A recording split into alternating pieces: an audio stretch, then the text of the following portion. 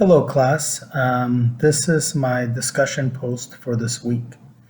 So, definitely enjoyed watching the TED Talk video by Shaitan Bhatt on Dare to Refuse the Origin Myths That Claim Who You Are. So, kind of thinking a little bit about what was surprising, challenging, or affirming. Um, I think that I don't disagree we should develop a deeper sense of personhood and that it shouldn't just be one dimension or one dimensional when we define who we are, which it shouldn't just be tradition, religion. I think that we are very complex human beings. And when we see extremes, I think that that's what he's describing. And so that's just kind of like on the middle of the fence there, where I don't completely disagree, but I also don't completely agree. I do agree, and it was affirming that tradition is not just history, and that there could be lethal missions of perfect societies. We've seen them throughout history. But once again, when we look at the fabric of humanity, it goes beyond that, and that the examples in history is when society has gone to one extreme or the other. So, in what ways do I agree or disagree with his premise? Well, I personally don't think that we can disconnect ourselves from the things we relate, associate, or were raised by or under.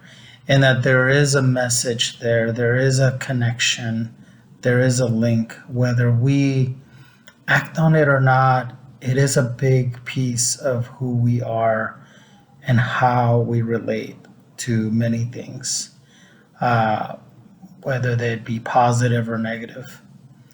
But I do think that in all of it, we must always, as a society, strive to become a better version of that fabric. I've seen firsthand such open minded, religious, traditional human beings, and I've seen the opposite of that too.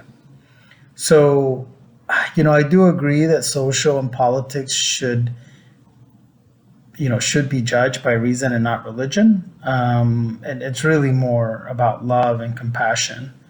But I can understand how identity can have substantial social and political importance and why there's been war. I mean, half of the world's wars are in the name of religion. So I think what I challenge is, what about the good aspects of identity? What about the good aspects of tradition, culture, and religion? There's the extremist side of all things, whether you go to the left or to the right. But regardless whether you're religious or not, whether you have and relate to tradition, there's always that center around being humble, loving, caring, open minded individuals. And that I feel like has no religion, no tradition, no culture. And one could say maybe that's like the fruits of the Spirit, along those lines. So, in what ways does his language and message, worldview intersect with the reading this week? I think definitely Unsettling the Truths, chapter 1 and 2, about the ongoing dehumanizing legacy and doctrine of discovery. We're just such a complex human beings where we're made up of our identity isn't just one dimensional, and it continues to evolve and unfold as we grow into older adults, and we just never stop learning and growing. Hence the example of, we could have been very opinionated at a young age, and as we grew and as we learned and as we became exposed, we became a more understanding, a more open-minded, loving, caring individuals. And I think that's what I think his worldview intersects with a lot of the communication in the reading. So looking forward to your feedback and your video post. Thank you.